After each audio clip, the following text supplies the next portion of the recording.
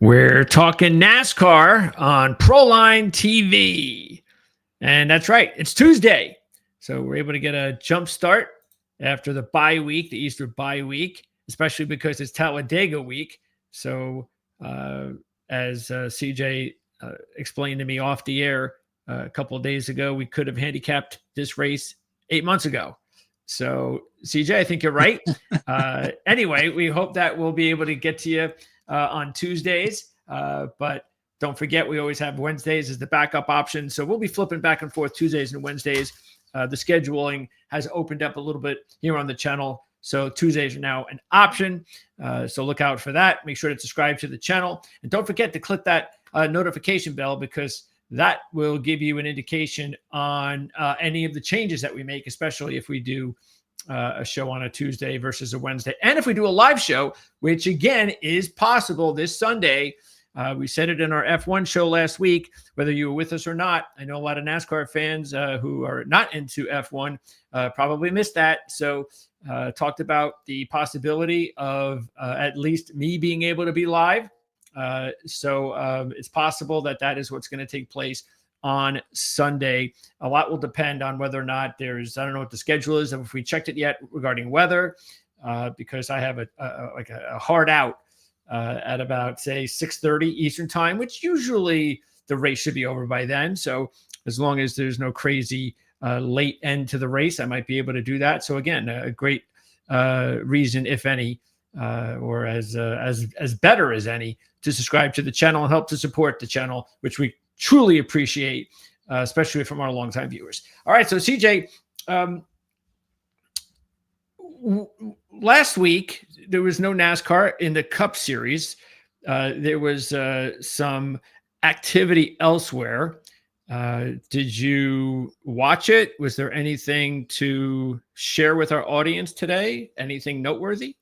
I think the most noteworthy thing about it is criticism of Katherine Legge, and she made an appearance in the Xfinity series, and she just recently announced that she would be doing more races. And you may remember her Cup appearance earlier this year, where she was hit. I think somebody drifted up into her, and she ended up spinning and collecting Daniel Suarez. That was Phoenix, wasn't it? It might have been Phoenix. I forget. I was just going to say track it was. But she was part of the Xfinity field at Rockingham. That she didn't have a good weekend. A similar situation, I feel, happened again. She was kind of plowed into and got crashed, and so is receiving a lot of heat as a result of that. She does have an expanded NASCAR schedule that she announced, so she'll be doing more NASCAR races, including some Cup races. But there's been a little bit of controversy about whether or not that was her fault and whether or not she should be there. So if anybody has been looking for some controversy in NASCAR land, Katherine Legge is probably the search that you want to do on Google right now.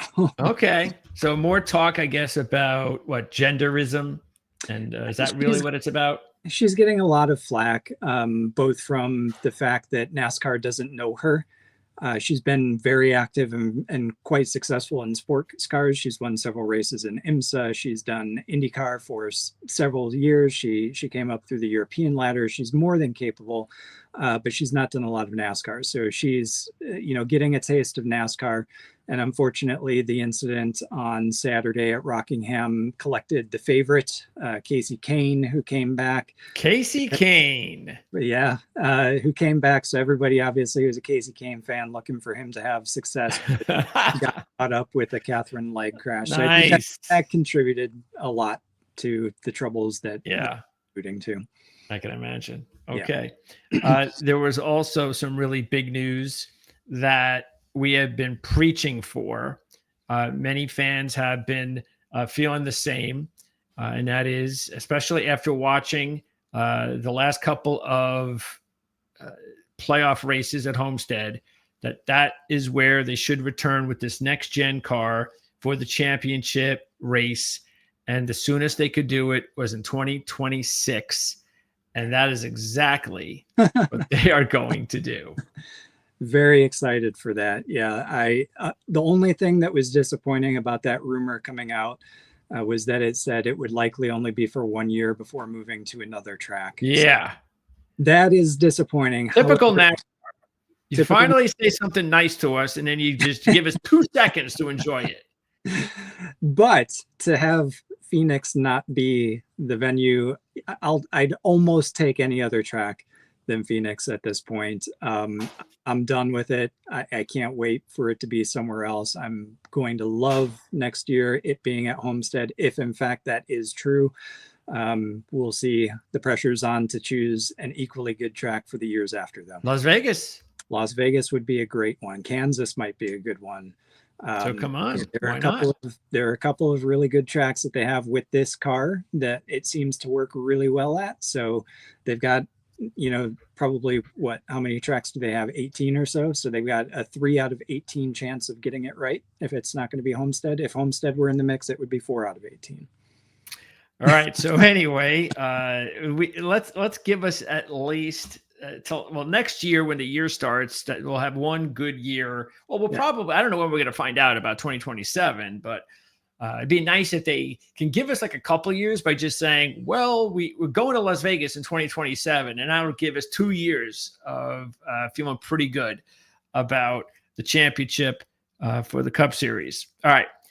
Let's talk about Talladega. And again, it's not hard to handicap these races because of the hard at all. No, the only thing that people do have to know, if you're a novice to NASCAR handicapping, maybe this is something that you've just been doing, maybe just been a fan for a few years, and that is that while they're very similar, these super speedways like Daytona and Talladega and even Atlanta now, there are some different aspects to each racetrack. And so, you do have to keep that in mind. So not every one of those tracks are identical. Why don't you explain what would be the top, the differences between the 3 tracks? Well, I think you got to set Atlanta aside from the 3. Yes, it runs the super speedway package, but it's a mile shorter than even Daytona. So Atlanta is a completely different configuration. It's shorter, it's narrower. So kind of put that one off to the side by itself. The same rules package is obviously run at Daytona and Talladega. Daytona and Talladega are much more similar. So Daytona's length is 2.5 miles. Talladega's length is just slightly over 2.6, if I'm not mistaken. So it's about 1/10 of a mile longer. It is wider in the turns, both both at the tri-oval as well as in 1 and 2 and 3 and 4 when compared to Daytona. So it's easier to run 3 wide. You can even run 4 wide. We saw some of that at Daytona this year. It's just easier for drivers to do it at Talladega because there's more room. So as those tires begin to slip and slide, they've got more wiggle room to be able to accommodate for that within the pack. So Talladega tends to have bigger packs, but a little bit more forgiveness in terms of the tires going away and people being able to be a little bit more loose in the pack. Now, having said that, the tire wear is different at both tracks. So Talladega's pavement is different than Daytona's, and Daytona is often referred to as a handling track. So it's a little bit more important at Daytona to be able to have a car that can actually handle and be easy on the tires than it is at Talladega. And it's for the exact same reasons as I said. With Talladega, even if you've got four wide, you still have a little bit more buffer room to be able to accommodate for tire fall off. So that is the main difference between the tracks. Talladega is just a little bit more big, both in terms of width and length. And it matters because we do see differences with particular drivers at one or the other. Again, if you're again, the term, I don't, you don't hear it as much. And is that because of the way that the next gen car is? Because I remember, the drafting, the slang and the understanding of that it just seemed to be a lot more prevalent years ago. They don't, people talk about it now, but just don't talk about it as much. Is that because of the next gen? Is there a particular reason why it is not as big as a story, or is it just an old story? Well, I think what you're referring to are things like side drafting and things of that nature. It definitely was a bigger impact with the old rules package, and it is largely driven by this new car. The same principles still apply, but they're muted a little bit because with the new car, you have ground effects underneath. So remember with the old car, the only thing underneath the car that had any kind of smoothness or any kind of aerodynamic quality to it was the oil tray underneath. So teams would mess around with the shape of that and try to put that in interesting ways to help give themselves a little bit more downforce. Right now, all the cars have the exact same bottom with the tunnels out the back to increase that downforce underneath, similar to what you get on an airplane wing. So it's just a little bit more muted because the cars just have that extra downforce based on the new design. Okay, let's go ahead and pop up the odds for the race. First time sponsor, Jack Link's 500. Is this like a sausage or something? Yeah, I think they are like beef jerky and okay, things like that. Yeah. All right. And by the way, they have a nice little logo. I mean, they should write a letter to Formula One about that. Yeah, well, I think there's a rule in Formula One. I think you're not allowed to be creative with your logos there because there's no other explanation for it. All right, so here we go. Ryan Blaney, not a surprise that he's the favorite. So the question then is, who do you think should be co-favorite with Ryan Blaney? Joey Logano. Joey Logano would be your choice. Okay. He's not going to be. I think he should be. Oh, okay. So who do you think is? That's a great question. Hamlin?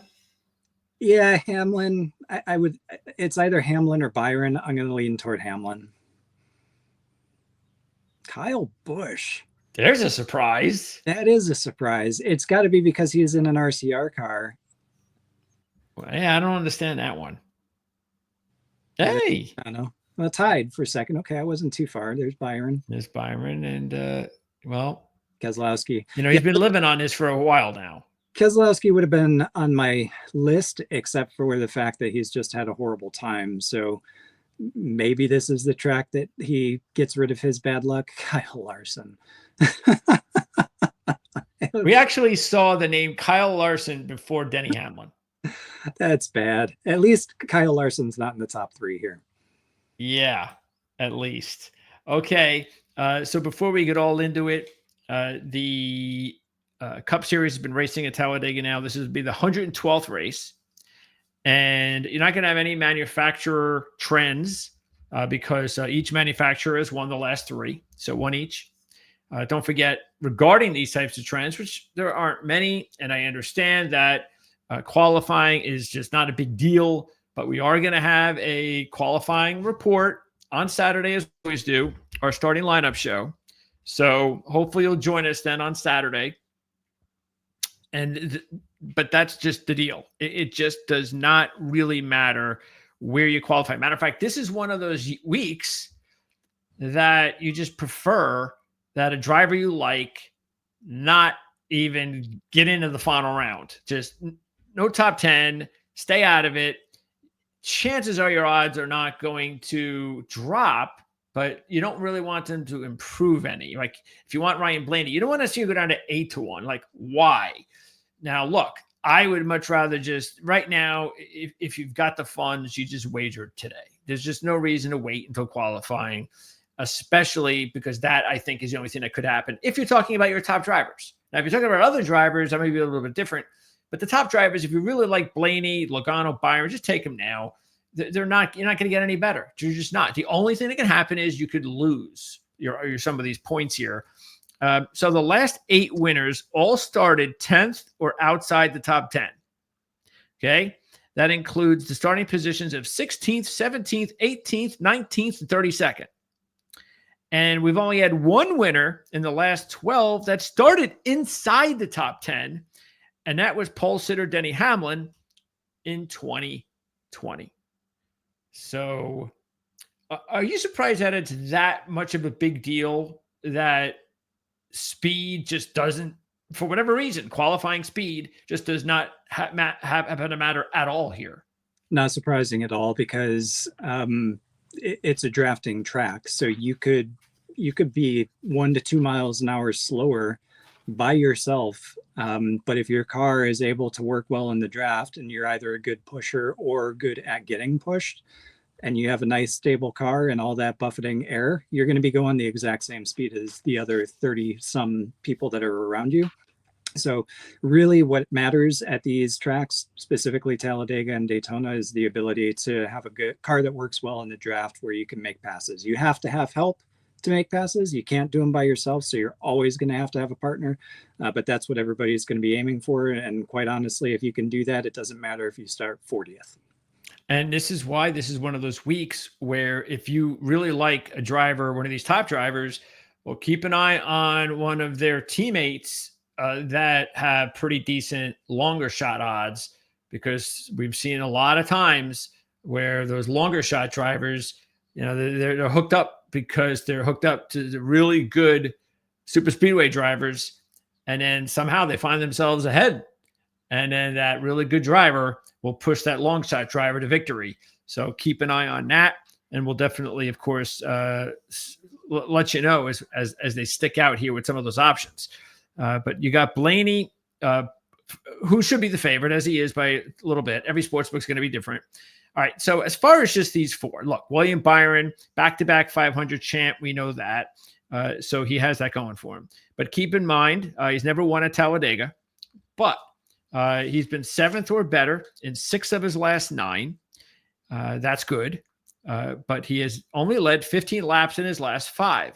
So he's not like, doing anything where he's really looking impressive at Talladega while he's churning in some of these top 10s.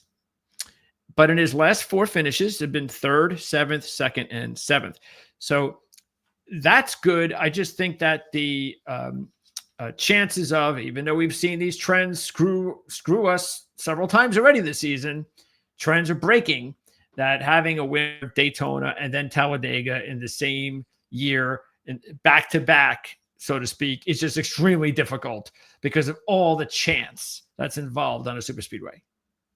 Yeah, I totally agree. Out of this bunch, Blaney and Logano just stand out for me because they're both just so consistently good at this track. The Fords were also extremely strong at Daytona. They didn't have the luck. Blaney and Logano and others in Fords that we'll talk about later were all at the front consistently. Toyota had the single lap speed. I think Chase Briscoe was on the pole for the Daytona 500, but there was a Ford right alongside him. So yeah, a Chevy won, and it was William Byron, but I agree. I think lightning striking twice at a super speedway, Daytona and Talladega back to back. He already won the Daytona 500 2 years in a row. Is he the next super speedway god driver? I'm not exactly sure that's the case. I think this is a week for Blaney and Logano, who've been struggling to get their breakthroughs this year, actually get it done. So quite honestly, I would flip a coin between Blaney and Logano. I think they're my top choices. I would bet on them to win stages, and I would bet on them to be there at the end. I think all they need to do is avoid the crashes and make sure that they're in the fight in that top 10, that last lap. Yeah, Toyota had 4 of the top 5 finishers at the Daytona 500, but they didn't have the winner. That was Byron, of course. But I mean, I can't even believe Jimmy Johnson finished 3rd. And you had only 1 Ford in the top 7, and that was Ryan Blaney, 7th. Right behind him was his teammate, Austin Cindric, in 8th. So, but that has no meaning on what you said as far as how fast Ford was. They were clearly the fastest manufacturer going in, and we'll see how that goes this time around. If you look at Blaney just at Talladega, he's led laps, at least 1 lap in the last 6 that he's been there. And almost every single time he's been there, he's been out front leading laps. It's just a matter of being in the right spot at the right time, whether it's a caution that ends the race or getting that push at the right time, or calling the right block coming off of that last turn. Yeah, this is just one of those weeks where I'm feeling awfully good about Blaney this week. And we've talked about this before. And it's just the way that it is when you're a fan, and you kind of get the feeling when things are better, because we just talked recently about him going through a rougher time with the super speedways. Well, that's not happening this year. So we finished 7th at Daytona, 4th at Atlanta. So that kind of monkey is now, the bad luck monkey's gone, and he hasn't won yet. I just kind of feel like this is his week. He's got 3 wins at the track. And, but like you said, look, he's only led 15 laps in the last 3 races here. So not that he's been dominated. The other thing, of course, he's also finished 5th in his last 2 races coming in on the season. Now, Kyle Busch, he's only won twice in 39 races. One of them was a few years ago in 2023. So he's got that, but he's only had 2 top 5s in his last 15 races at Talladega. One was a win. The other was a 3rd place finish. Combining for 53 laps. And in his last 3 finishes at Talladega were 19th, 27th, and 25th. So I don't know what this is about. I just don't. I don't know what all of a sudden this, I mean, I just expected Kyle Busch to be where he normally would be, like 15, 18 to 1, even at a super speedway. As much as we think he is more than capable and is still a very good super speedway driver, he just has not ever had the wins at super speedways that you would think that a driver as good as Kyle Busch would be. But that just shows you the luck quotient that you have to deal with at super speedways. The only thing that I can think of, Busch has led laps, at least single digits laps at Talladega for the last 8 races. So each of the last 8 races, he's been out front and he led laps. Obviously, that includes the one that he won in the race that he won in 2023. The only thing that I can think of, because this wasn't true last year or the year before, he's with Richard Childress, which we know is a great super speedway organization, but even still, he hasn't completely lived up to that Richard Childress expectation of winning on these tracks. So the only thing that I can point to as to why he would be here is last year he qualified 4th for both races at Talladega. So he's got some speed and he can get out front, but I agree with you. I don't think, put him at 20 to 1 and we're talking, high teens. I think that's probably good for him in a Richard Childress car. I just don't. Like, he's not as superlative as a Logano or a Blaney for me here on Tuesday. Yeah, Logano, just like Blaney, has 3 career wins, but he does not even have a top 5 yet this season. And he has 1 top 5 in his last 11 at Talladega for an average of 23.7. So this has not been a good run for Logano at this track. We'll see if he can finally get a top 5 on the season. Okay. Now, let's move on to the next 4. And yes, believe it or not, we already got a peek at Kyle Larson. Denny Hamlin has got to be here. He has to be. Okay, good. Very good. Finally. And then what? Finally, right? And there's Reddick. Right. Okay. So with Keselowski, look, the thing with Keselowski is it's similar to me the way I'm feeling with Kyle, is that I think he should be more like 15. Kyle should be maybe, let's put him at 18. But Keselowski should be more like 15, because even though he has 6 wins, he's only led 31 combined laps in his last 10 appearances. Not that he's ever been a lap guy anyway.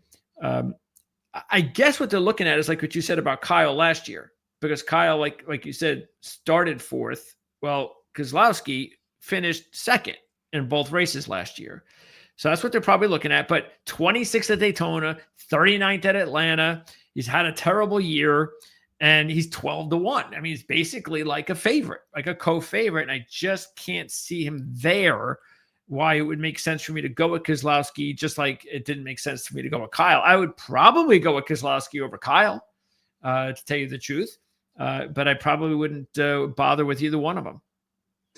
Keselowski for a top 5 would not be a bad wager, given the 2 second-place finishes here at this track last year. He also had a 5th-place finish in the spring of 2023, crashed out in the fall race of 2023, but otherwise he led 5 laps in that race and started 5th, so one would assume he had the potential to finish inside the top 5 then again. I won't call it a best-case scenario, because a best-case scenario would be to win. But I think a good case scenario for Brad Keselowski this weekend is to walk away with a solid top 5, top 10, get to the finish, get those points, start turning around the bad luck that you talked about that he's lived with this entire season so far, and then start improving throughout the summer. I think this is a place that can be a turnaround for him. I just don't think that taking the odds, as you said, with him as effectively being a favorite with the luck that he's had so far and the results that he's had on the super speedways this season just isn't doing it for me. I'd like to see them a little bit lower before I take Keselowski. There are others that we haven't talked about yet that I would happily choose before him. And that is one prediction that is definitely working out for me so far, is that he is just having an awful season. Now, he could steal a win at a Talladega race and get to the playoffs. But I don't know. We'll see. Like you said, maybe he just has to get some sort of positive momentum because it's still a little bit early for some of these drivers that are just trying to figure out a way to have a good second half. So if they do steal a win somewhere, they won't just be an easy, one round and you're out kind of deal. All right. Larson and Hamlin at 14-1 is absolutely ridiculous. And we don't really have to. If you've been watching us for the last year or two, you know how we feel about Kyle Larson's odds at super speedways. They're the only thing that is positive about Kyle Larson's odds at super speedways is that his odds are usually 4 or 5-1 each week. That's about it. Is that you're not getting odds like this in any other races, and if you look at it that way, because there's so much luck involved in super speedway racing that even Kyle Larson at some point could win a race on a super speedway.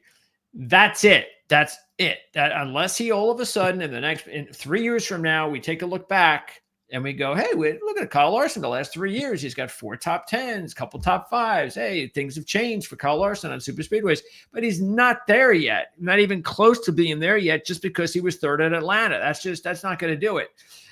So I'm sorry. He was fourth in a race here last year. So he's got a couple of different spots where he's been okay, but he's done nothing on super speedways over his career.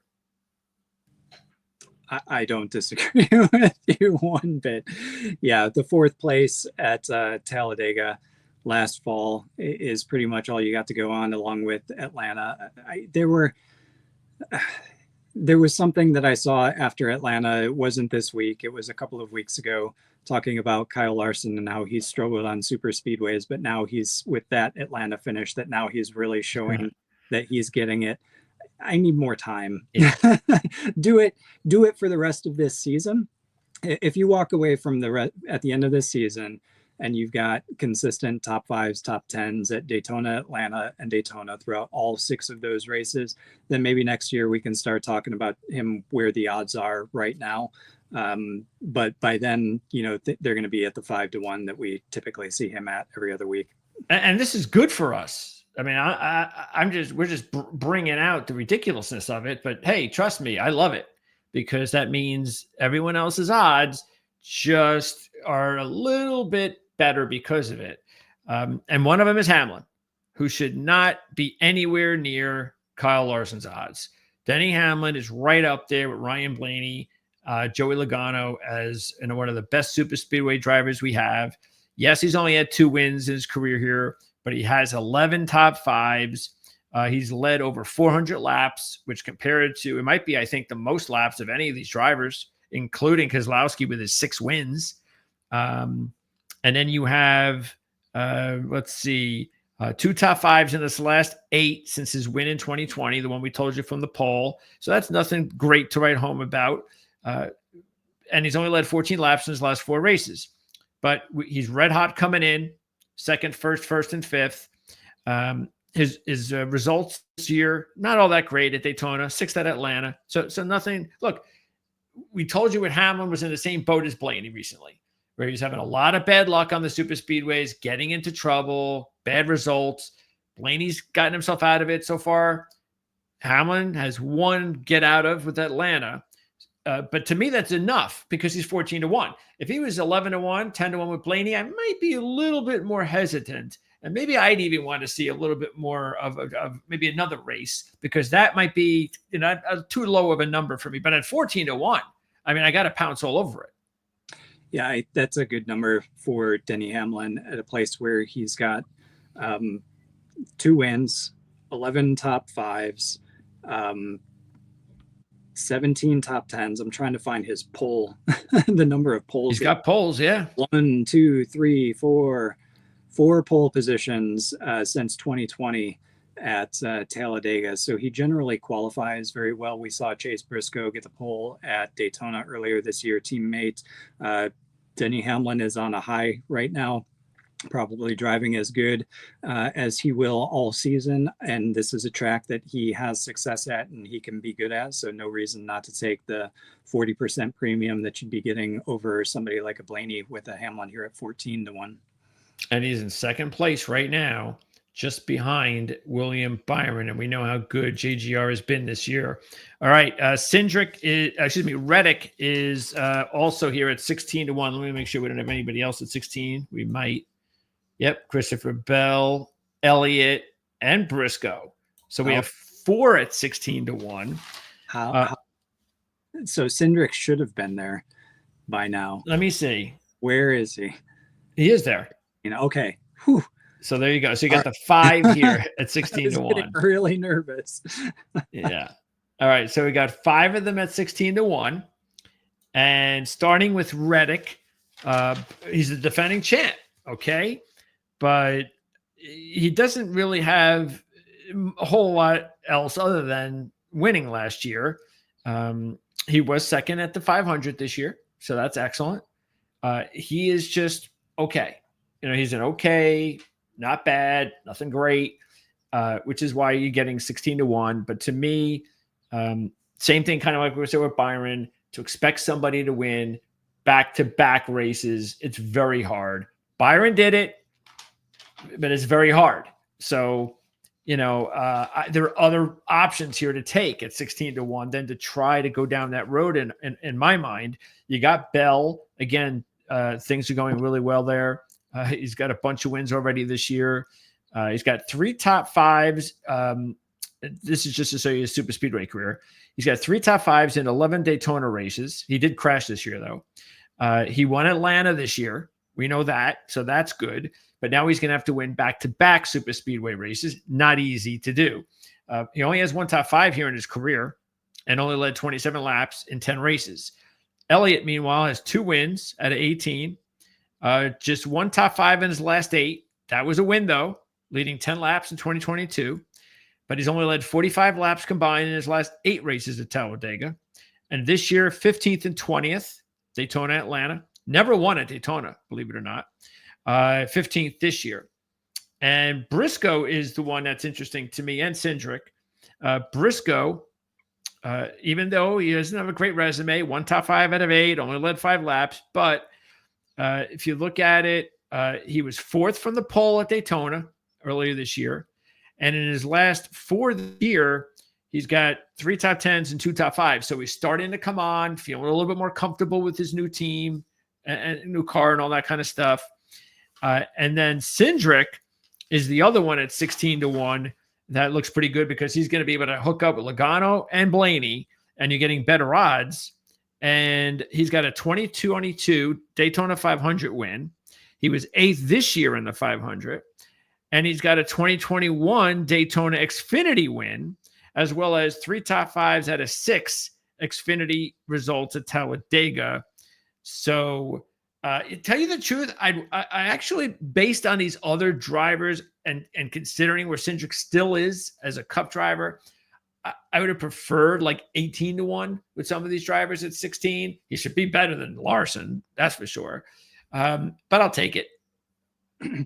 Cindric is the one that stands out on this list for me. And the reason why I say that is 15, 16, and 29 were the laps led from Cindric in the last 3 Talladega races.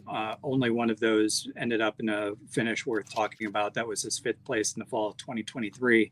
But he also started the last 3 races at Talladega 7th, 2nd, and 2nd. He was on the front row in both of those last year. He was on the front row again in Daytona. He led a ton of laps at Daytona. I think we see him coming to the fore again, hooking up with Logano and Blaney, the teammates.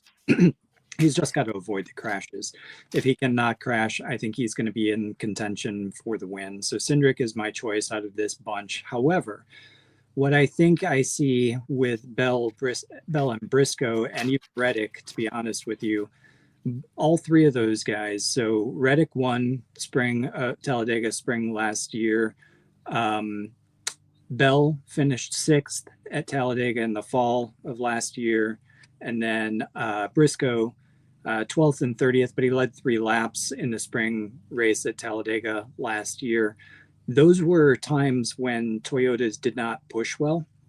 They couldn't link up together. Whenever they got nose to tail, they ended up spinning out. They just couldn't get the flat surfaces together like Chevrolet and Ford could. And I think we saw that change at Daytona this year. And by the way, they've got the single lap speed. So I think that gives even more credence to choosing Denny Hamlin earlier. But looking at these 3, I wouldn't mind taking Bell or Briscoe or even Reddick at this point, because Toyota is better in the draft than they have been in the past. And this is a track where all 3 of the drivers on the screen that are Toyota drivers had good results when Toyota was bad. So now if they have a good car, they're going to do better. So, pick your, flip a coin, put a little bit on each one of these guys. Definitely get some of them in your fantasy roster, but I think that gives even more support to why we recommended Denny Hamlin earlier too. Okay, here's the next wave. And out of this, I mean, all of these drivers are capable long shots. Bowman, we keep waiting for the Bowman next win. Honestly, this wouldn't be the week that I'd really like to see Bowman win, because he's still getting 30 to 35 on the regular tracks. And that's where he's getting disrespected there. And that's where I'd rather have him win, because if he wins a race like this, it'll be harder for him to win another race where I can grab the odds at 30, 35 to 1. So I'm not really excited about taking Bowman this week. The other thing that's really an issue for me taking Bowman this week is that he is in a little bit of a rut. Things are not going his way, even though he looked strong going into the race a couple of weeks ago. Bristol, result-wise, did not work out. He's 6th or better in 4 of his last 5 at Daytona, including a 6th this year. And he led 11 laps this year in the 500. And last year at Talladega, he did have a 5th place finish, one of 2 career top 5s in 18 races. So he's capable at 20 to 1.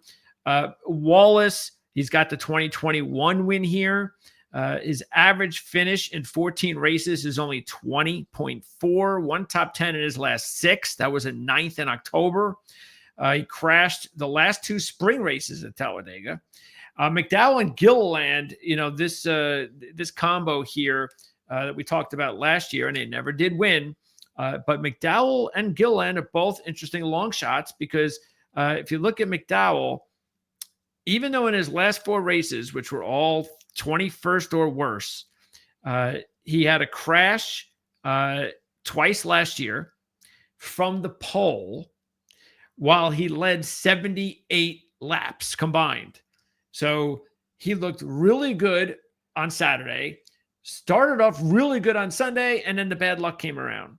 For Gilliland, he's raced here 6 times, and 50% of the time has been in the top 10 with a 14.5 average. Gilliland stands out without question. So McDowell, you have to answer whether or not the switch of teams has an impact on the success that he had last year, the relative success, obviously, because he crashed out, but there were poles and there were a lot of laps led. Same race as his teammate, those 2 races at the time was Todd Gilliland. Gilliland qualified 3rd for each of those races and was actually able to get a top 10 out of the first one in the spring race. He only led 2 laps in that time, finished the fall race 23rd. So I'm thinking that Gilliland, with a little bit more seat time, a little bit more experience, the same team, same car, I think he rises a little bit more to the top for me. McDowell, you have to question whether or not the change in team has an impact on what he can do at Talladega. However, Michael McDowell probably put him in any car, and I bet you he's going to be running inside the top 10 in a super speedway. So he's got that going for him. Bowman, I not the greatest amount of success here at Talladega. He did finish 5th in the spring race. Last year, led 1 lap in the fall race on the return. His average finish is 22.4, which isn't all that great. Does have a runner-up finish, but that was all the way back in 2019. Bubba Wallace, obviously, with the win, but Bubba Wallace is hit or miss. So he's either going to crash and be at the back, or he's going to be coming off the last turn with a shot at the lead. And the question is whether or not he picks the right lane. He did finish 9th in the fall. So I think the 2 on this sheet that I would, or on this page that we're looking at right now, that I would choose would be Gilliland first, Bubba Wallace second, McDowell third, and I'd probably avoid Alex Bowman. Yeah, I think taking all 3 Spire drivers this week may not be a bad idea. I wouldn't disagree with you. We're going to get into the other 2 here. All right. So in this group, there's just an obvious one that sticks out to me in a positive way, and that's Ricky Stenhouse. I mean, at 28, first of all, I'll tell you right now, Ricky Stenhouse's odds should be better than Kyle Larson's. Yes. Sorry, but they should. Stenhouse has 8 top 5s with 2 wins. And don't forget, they raced last October and he won. Okay. And he's 28-1. How many career wins does he have? Do you know on the super speedways? I forgot to check that out. Stenhouse. I think, I don't know if he's got, because he's got the 2 wins here and a 14.5 average over 23 races. Led 19 laps, by the way, in October. And he finished 4th in this race last year. 2 top 5s last year at 28-1. 5th at Atlanta this year, which is his best finish anywhere in the Cup Series this year. Did you get the wins? He's got 2 Daytona wins, 2017 and 2023. So add that to his 2 at Talladega, and you got 4. All right. And he hasn't had any in Atlanta before since 2022. Okay. So there you go. So that's why, to me, I love Ricky Stenhouse as a long shot here. As far as the rest of them, I think Chastain is also interesting. He's got the 2022 win, but they've seemed to they found apparently something out a little bit. And by the way, the same thing with Stenhouse. Let's not forget that he had a really good Saturday speed-wise at Bristol. It was like, what's Ricky Stenhouse doing this fast on Saturday between practice and qualifying at Bristol? Now, things didn't go too well for him, but that's just the way things are with the team he's on. But this is different. He's in a much better situation here where he could take advantage of stuff, even though, of course, there's a lot of luck involved. But he's probably, once you get through the group of the elite super speedway racers, and you just want to go to the next group of, okay, who else is good? Well, he sticks out clearly as like number 1 as far as the non-top drivers on super speedways. He's just that much production over his career. But Chastain, so like I said, he's really in a nice run now. 3 straight top 10s coming in. He's got a Daytona Xfinity win. He's got the win here. He's got 2 career runner-ups. Don't forget, at Atlanta in the first year that they made the change. And he was 8th this year in Atlanta, and you're getting 28-1. Buescher is interesting because he has the Daytona win in 2023, and he's had some success on the super speedways from Xfinity to Cup, and you're getting 30-1, and he's Keselowski's partner, as well as Ryan Preece.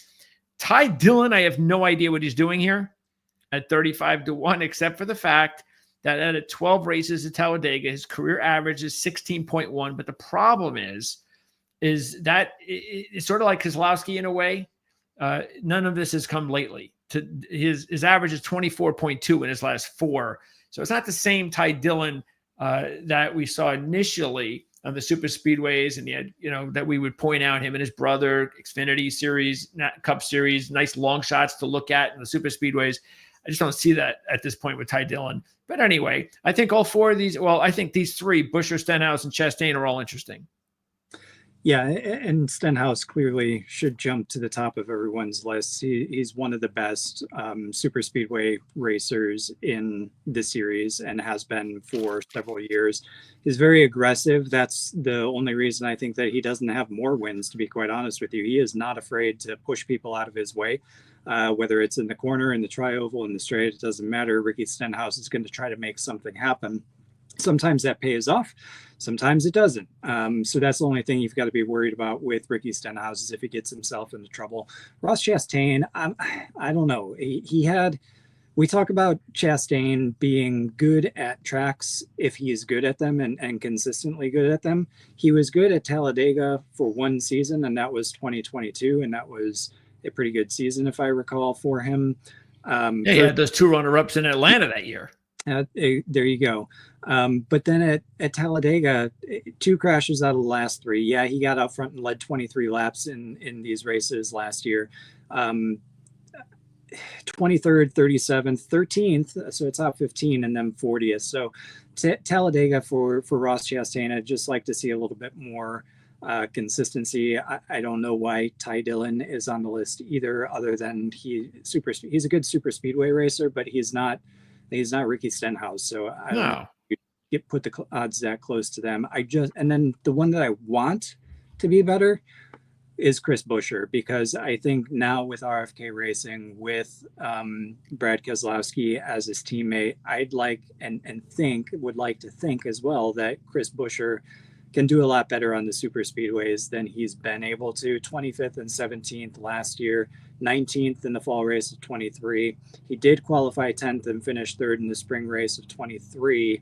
But I think that was his best finish. Yeah, that was his best finish at Talladega up until, maybe this weekend. So I'd like to see more production out of Buescher. So therefore, Ricky Stenhouse, clear-cut favorite out of that group. Yeah, I mean, keep in mind, Buescher has 1 top 5 in 19 races at Talladega. So I agree. You expect to see better, but you are getting 30-1, and that's where he should be.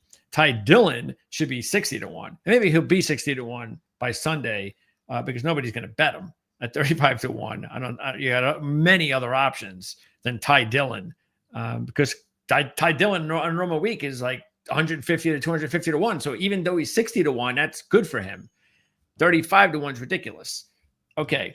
Gibbs, Berry, Jones, and Suarez. And out of these 4, I do think the one that stands out is probably the one that stands out for you too, and that's Eric Jones.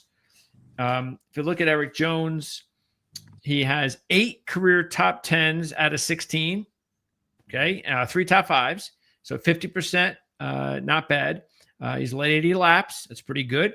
He's got a Daytona win in 2018. He was 5th in October at Talladega. And he's got 7 top 10s in his last 10 at Talladega, with 3 top 5s and a runner-up. So I think Jones is the clear long shot pick out of this group that you definitely want to put up there, like Stenhouse. Gibbs, if you look at him, I don't see anything at all. For whatever reason, he's getting a little bit better at Talladega, but 13th in October, best finish. So you see what I'm saying there. And then Berry doesn't have anything to go on at this point, whereas Suarez is the one that is surprising. But again, as we said before, it's almost like, well, this is what we said at the opening of the show regarding the differences at these super speedways, because Suarez is like a man possessed at Atlanta. I mean, his numbers at Atlanta are incredible. He's got a win. He's got a couple of runner-ups. But here, he's never had a top 5. He was 26th in both finishes last year, even though his previous 3 results on this track were all in the top 10. So it's not the worst long shot in the world at 40-1. I would take Suarez over 5 or 6 other drivers we've just talked about. But I do think we have a few other good long shots above Suarez as well. I agree. Jones is the one that stands out. He's been with RPM, now Legacy Motorsports or Motor Club, same iteration of the team for quite a while at this track. And 9th, 6th, 6th, 6th, 26th, 35th, and then 5th last fall are his results at Talladega. So consistently, even with this team inside the top 10. Oh, yeah, by the way, his teammate and partial team owner finished third in the Daytona 500 earlier this year too. So they got that going for them at this track. So therefore, Eric Jones clearly stands out. Those who want to be a little bit more speculative may want to look at Josh Berry, because Wood Brothers consistently bring good super speedway cars. They're a Ford that has the alignment with Team Penske, and we already talked about Logano, Cindric, and Blaney in that respect. So is this a year, despite the fact that Berry hasn't really shown too much here, is this a year with Penske that Talladega starts to be a good spot for him? Yeah, and that's a great point with Nemechek, and we're going to get into him in just a little bit. And look, if you, just like we said with the teammates, if you do happen to like Chastain, then put some money on Suarez as well. He's got a big enough number.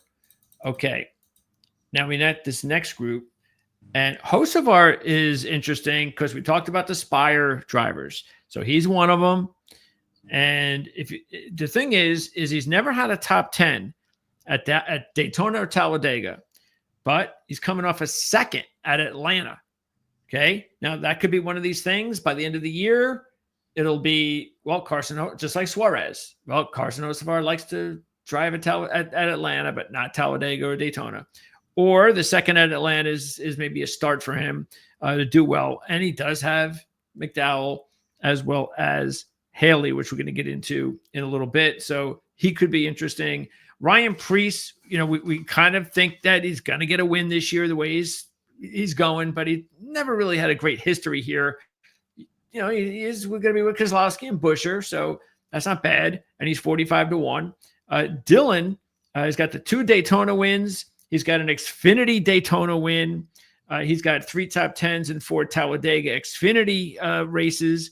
And he has 6 top 10s and 2 top 5s in 23 Cup races at Talladega, including 8th in October. But he's only led 4 laps in his career at Talladega. So I do think there are better options than going with Dillon at this point. But again, it's not a bad idea. If you like Kyle Busch, take Austin Dillon. And Gregson, this is one of the spots where, because it just looks like they're not getting off to a good start with the team this year, which we're surprised about. So maybe this is what he needs, is to win a race like this, which is more than qualified. He was 3rd in one of the 2 races last year. He has a Daytona Xfinity win and a Talladega Xfinity win. So he could drive this type of racetrack. And you are getting a big number now at 55-1. Yeah, Dillon and Preece are the 2 that stand out for me here. And honestly, I'd go Preece over Dillon because of the way that Preece is driving right now. I think he's driving really well. He's growing into it at RFK Racing. He's got a couple of top 10s, 1 top 5 here at Talladega in the past. He does have 10 starts.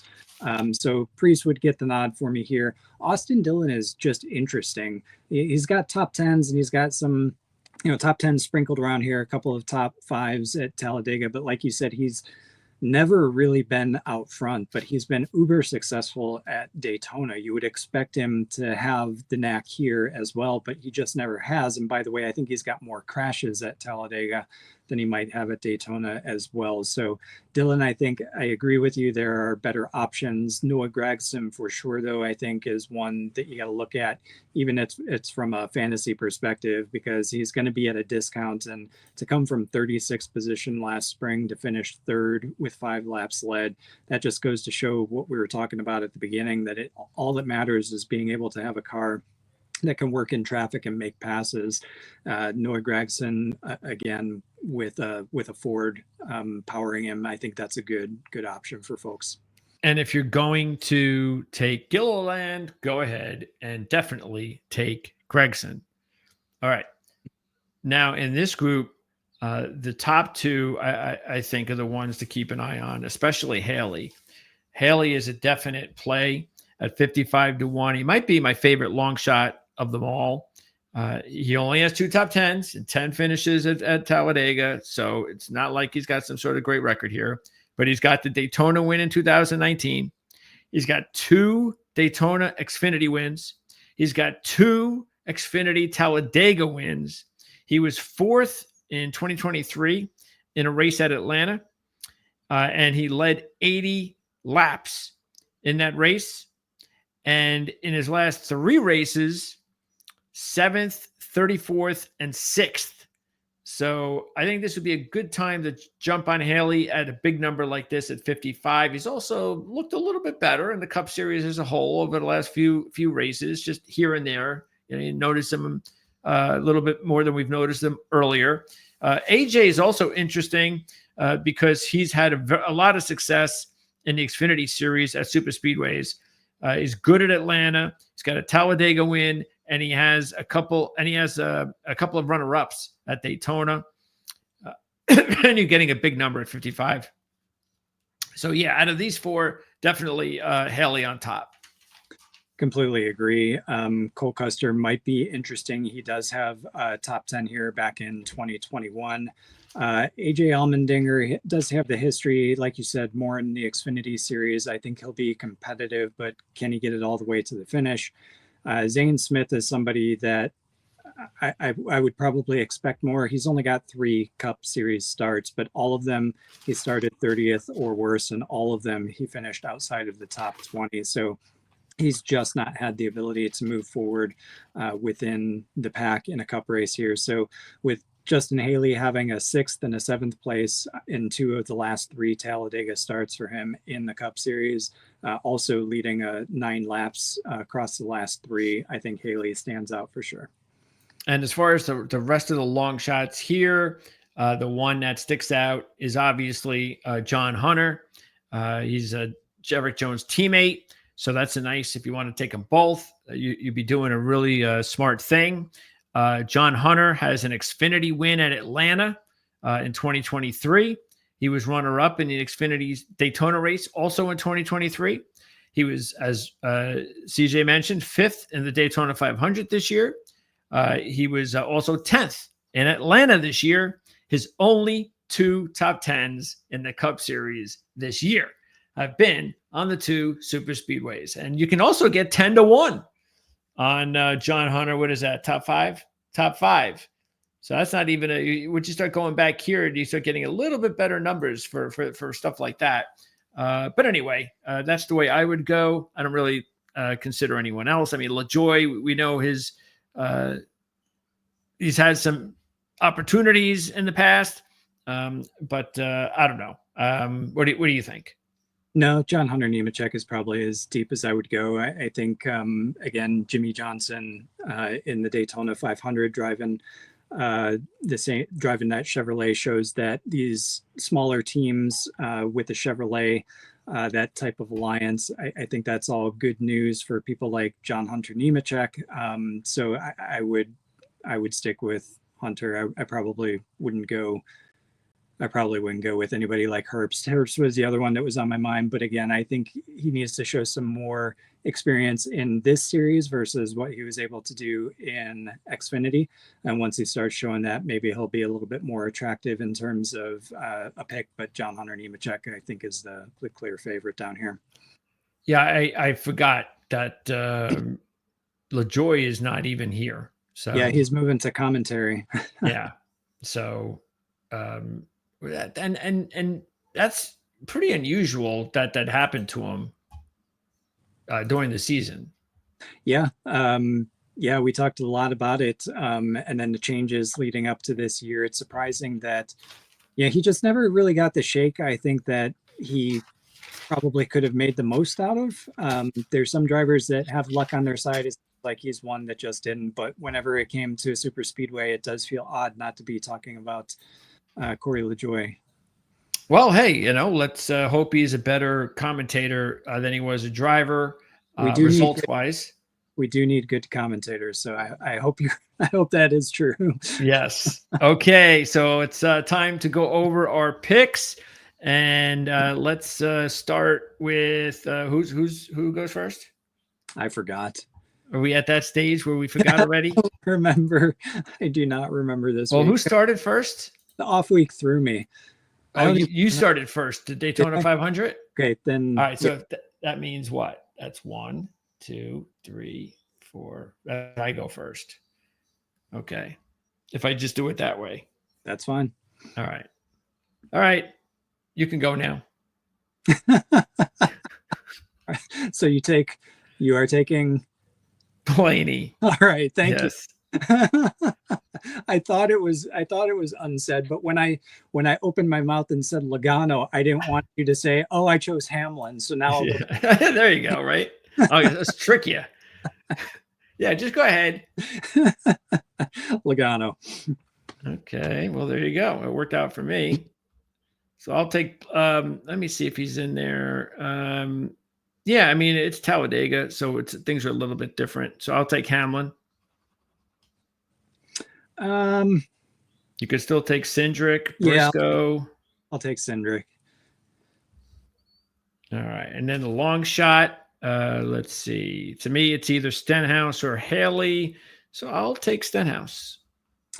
That leaves me with an interesting choice because I don't think I'm going to go with Haley. Got McDowell, got Jones, Priest. Yeah, you know what? I'm gonna go Gilliland. Gilliland. All right. There you go. All right. So there you go. That is it for our Talladega race preview. What do we have next week? But no more breaks, by the way. That's it. The breaks done. No more NASCAR weeks off until the season's over. Yeah, you're gonna love it because we go to Texas next. Oh, and then we've got 4 straight 1.5 mile ovals, or you could count it 5 straight if you include the All-Star race, because the All-Star race and oh no, I take that back. All-Star race is not on a 1.5 mile oval. So we've got Texas, Kansas. We go to North Wilkesboro for the All-Star race. I was thinking that was Charlotte because of course it used to be, and then we're back at Charlotte for the Coke 600, and then Nashville for the first race in June. Okay. So bottom line is Texas is next. Yep. And that's not good news. Disappointing. Yeah. Well, yeah, they're just there for money. That's it. And it's sad, but that's NASCAR for you. All right. And then we'll also be back to talk F1 next week because they are traveling to the United States. And we'll see them in Miami. So next week, we'll preview the NASCAR race at Texas and the Formula One race in Miami. And then check out once again on Saturday, because not only will I have the starting lineup video regarding practice and qualifying, which should air about a half hour when it's done. CJ, you're going to have your DFS preview and picks from rotowire.com that will put a link in the video as well. That's available usually on Fridays. That'll be out on Friday, rotowire.com, or the link will be in the description area of this video. All right. So let us know what you guys think about the race. Let us know what you think about the new championship race news, even though it's just, and let us know what other tracks you would like to see for championship races after 2026. Give us a list. I would love to hear what people would like to see the finale be. Not Phoenix. Anything but Phoenix. Send them our way. I want to hear your suggestions too. Yeah. So and I'll make sure next week to ask this in the beginning of the show in case we already lost half of our audience, since we only have a couple of seconds left. So let us know what you guys think. Don't forget, of course, to subscribe, like, and share. And once again, hopefully I'll be on the air to broadcast live for the last half hour at Talladega on Sunday. Fingers crossed. And if that's the case, you'll see a link in the description. Actually, you'll see a notification. So you want to make sure you click that. And then trust me, it's not going to be one of these previews or promos that'll be out for 3 days, because we really have to make sure, check the weather. And I haven't even checked it yet, but we got to check the weather and just, you know, a variety of things can happen during the race as well. Where's the races?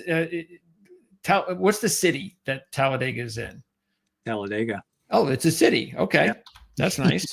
Yep. Sorry for everybody out in Talladega. Yeah, I actually checked the weather. It looks like it's going to be mid 80s, and during the race on Sunday, there's only about a 16% chance of rain. It looks like it's up. The highest chance of rain throughout the weekend, I think, is on the first day, about 30-some%. So we should be clear on Sunday. So it'll be hot. It will be hot. And again, so hopefully we'll be on. If not, we'll see you again next Tuesday or Wednesday right here on Proline TV.